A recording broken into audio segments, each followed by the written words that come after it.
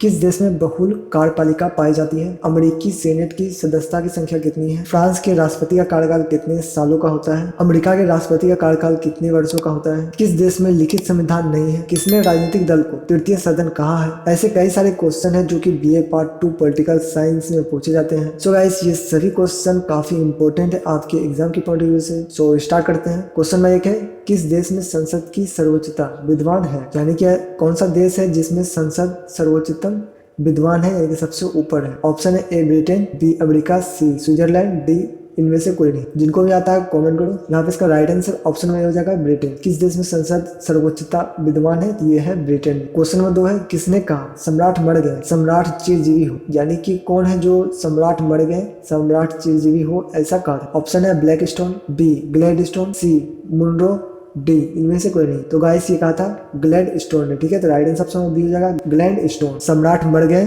सम्राट चिरंजीवी हो ऐसा ग्लैड स्टोन ने कहा था। क्वेश्चन नंबर 3 है, राजनीतिक व्यवस्था की 6 अवधारणाओं को किसने प्रतिपादित किया? यानी कि राजनीतिक व्यवस्था का जो 6 अवधारणा है वह किसने प्रतिपादित किया या किसने लिखा है? ऑप्शन है ए Barker, B Charles मेरियल, C David stun, D almond. तो राजनीतिक व्यवस्था की 6 अवधारणाओं को किसने लिखा है? तो ये लिखा है डेविड स्टन ने, ठीक है। क्वेश्चन नंबर 4 है, किस देश में द्विदलीय पद्धति प्रचलित है? यानी कि ऐसा कौन सा देश है जिसमें 2 दलीय पद्धति ही है, यानी कि जो पक्ष और विपक्ष होता है उसमें मात्र 2 दलीय है, ठीक है। तीसरा दल कोई भी नहीं है। ऑप्शन है ए ब्रिटेन, बी रूस, सी इटली, डी स्विट्जरलैंड। देखो तो यहाँ पे इसका राइट आंसर ऑप्शन ए हो जाएगा ब्रिटेन, ठीक है। किस देश में द्विदलीय पद्धति प्रचलित है? ये है ब्रिटेन में। उसी तरह अमेरिका में भी द्विदलीय पद्धति है। भारत में बहुदलीय पद्धति है, यानी कि बहुत सारे दल है भारत में। चीन में एक दलीय पद्धति है, यानी कि एक ही दल है, उसके अलावा कोई नहीं। तो ये सब भी आप ध्यान रखना। क्वेश्चन नंबर 5 देख लेते हैं, अध्यक्षात्मक व्यवस्था पाई जाती है, यानी कि अध्यक्षात्मक व्यवस्था जो पाई जाती है वह इनमें से किस देश में पाई जाती है? ऑप्शन है A Britain, B America, C Bharat, D Switzerland. तो यहाँ पे इसका राइट आंसर ऑप्शन बी हो जाएगा अमेरिका, ठीक है। अध्यक्षात्मक व्यवस्था जो पाई जाती है वह पाई जाती है अमेरिका में। क्वेश्चन नंबर 6 है, सरकार का वह स्वरूप जिसमें राष्ट्र के प्रधान तथा सरकार के प्रधान दोनों ही एक ही व्यक्ति होते हैं, यानी कि जो राष्ट्र का प्रधान होता है व्यक्ति वही सरकार का भी एक प्रधान व्यक्ति कहलाता है, यानी कि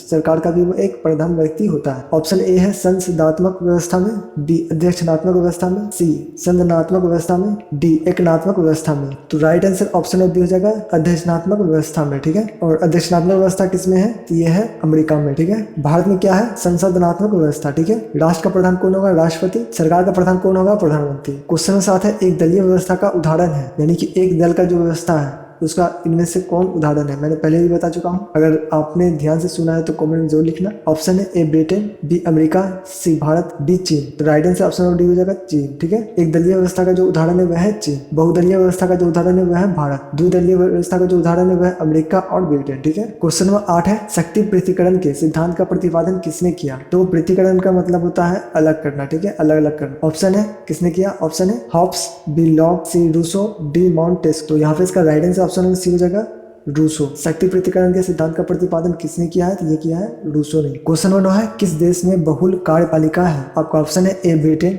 बी रूस, सी अमेरिका, डी स्विट्जरलैंड। काफी इंपॉर्टेंट क्वेश्चन है, तो जिनको भी आता है क्या करना है कमेंट सेक्शन में लिखना है, ठीक है। तो यहाँ पे इसका right answer option number D हो जाएगा स्विट्जरलैंड। बहुल का मतलब होता है बहुत सारा कार्यपालिका, ठीक है। किस देश में है? तो ये है स्विट्जरलैंड में। क्वेश्चन नंबर 10 है, अमेरिका के राष्ट्रपति का कार्यकाल होता है, यानी कितने वर्षों का होता है ये बताना। ऑप्शन है ए 5 वर्ष, बी 4 वर्ष, सी 7 वर्ष, डी 2 वर्ष। देखो जिनको भी आता है कमेंट करो, क्योंकि इस तरह क्वेश्चन का आंसर तो आपको आना ही चाहिए। सो अमेरिका के राष्ट्रपति का कार्यकाल कितने वर्षों का होता है? तो यहाँ पे इसका right answer option number B हो जाएगा। जिन लोगों ने भी ऑप्शन नंबर बी चुना है बिल्कुल सही हो जाएगा, 4 वर्षों का, ठीक है। अमेरिका के राष्ट्रपति का कार्यकाल कितने वर्षों का होता है? 4 वर्षों का। भारत के राष्ट्रपति का कार्यकाल कितने वर्षों का होता है? तो भारत के राष्ट्रपति का कार्यकाल होता है 5 वर्षों का, ठीक है, बिल्कुल सही हो जाएगा 5 वर्ष। चलो क्वेश्चन नंबर 11 देख लेते हैं, एकनात्मक सरकार का सबसे अच्छा उदाहरण है, यानी कि एकनात्मक सरकार का जो सबसे अच्छा उदाहरण है वह इनमें से कौन है? ऑप्शन है ए ब्रिटेन, बी संयुक्त राष्ट्र America, C France, D Germany. तो right answer option number B हो जाएगा संयुक्त राष्ट्र अमेरिका, ठीक है। एकनात्मक सरकार का सबसे अच्छा उदाहरण जो है वह है संयुक्त राष्ट्र अमेरिका। राष्ट्र का भी हेड कौन होगा? राष्ट्रपति होगा। और देश का भी हेड कौन होगा? राष्ट्रपति होगा। और सरकार का भी हेड कौन होगा?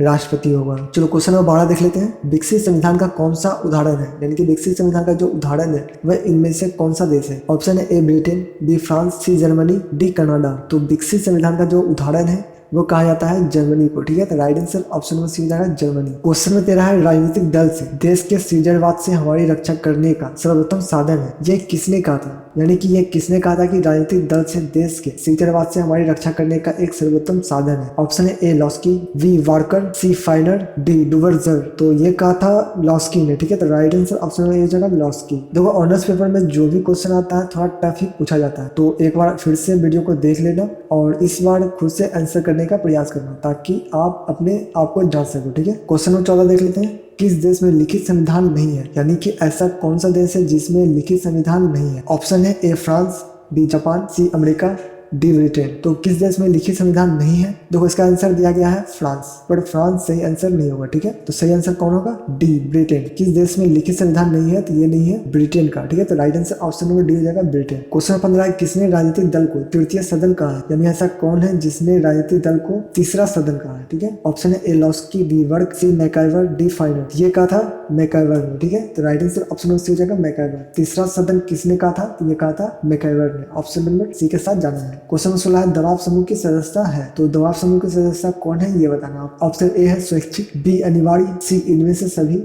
डी इनमें से कोई नहीं। तो दबाव समूह की जो सदस्यता है ये है स्वैच्छिक। ठीक है, यानी कि इच्छा के अनुसार। तो राइट आंसर ऑप्शन ए हो जाएगा स्वैच्छिक। क्वेश्चन 17 है, फ्रांस के राष्ट्रपति का कार्यकाल है, यानी कि फ्रांस के जो राष्ट्रपति का कार्यकाल होता है वह कितने वर्षों का होता है ये पूछा जा रहा है। ठीक है, ऑप्शन है ए 5 वर्ष, बी 7 वर्ष, सी 2 वर्ष, डी 4 वर्ष। देखो भारत के राष्ट्रपति का कार्यकाल कितने वर्षों का होता है ये मैं पहले बता चुका हूँ। अमेरिका के राष्ट्रपति का कार्यकाल कितने वर्षों का होता है ये भी बता चुका हूँ। अब पूछा जा रहा है फ्रांस के राष्ट्रपति का कार्यकाल कितने वर्षों का होता है। तो फ्रांस के जो राष्ट्रपति का कार्यकाल होता है ये भी 4 वर्षों का होता है। ठीक है, तो right answer option number D हो जाएगा 4 वर्ष। अमेरिका के राष्ट्रपति का कार्यकाल ये भी 4 वर्ष, फ्रांस के राष्ट्रपति का कार्यकाल 4 वर्ष, भारत के राष्ट्रपति का कार्यकाल 5 वर्ष। ठीक है, क्वेश्चन नंबर 18, अमेरिकी सीनेट की सदस्य संख्या है, यानी कि अमेरिकी सीनेट जो है उसमें सदस्य की संख्या कितनी है? ऑप्शन है ए 102, बी 100, सी 90, डी 104। तो अमेरिकी सीनेट की जो सदस्य संख्या है वो है 100। ठीक है, तो राइट आंसर ऑप्शन बी हो जाएगा 100। क्वेश्चन 19, निम्नलिखित में से किन्हें अज्ञात साम्राज्य कहा है? यानी कि अज्ञात साम्राज्य इनमें से किसे कहा है ये बताना है। ऑप्शन है दबाव समूह,